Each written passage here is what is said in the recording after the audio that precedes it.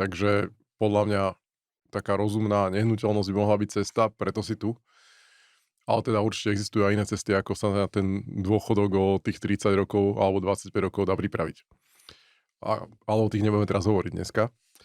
Ale teda, aby som sa vrátil k tomu, že prečo som ťa zavolal. My sa poznáme už dlhšiu dobu a vlastne som tak postupne sledoval takú tú tvoju cestu, kedy vlastne ja som to nastúpil až takže v strede, ale potom si mi o nej rozprával. Tá tvoja cesta je, že si z 10 000 eur v roku 2005 nakúpil 70 bytov, ktoré prenajímaš. A podľa mňa to je akože fakt niečo, čo podľa mňa ľudia by si mohli pozrieť a uvedomiť, lebo existuje tá cesta a dá sa z 10 000 eur vyrobiť 7 miliónov eur. Povedz o tom viac. Si reklamný mák, poznám to na tebe zďaleka.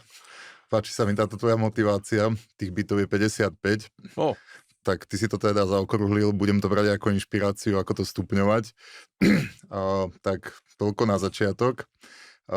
O tej ceste, že ono to je pre mňa o hodnotách, mne sa tie hodnoty páčia a snažím sa ich zveľaďovať, takže to je asi taká veľmi skrátená verzia, ako to celé vzniklo.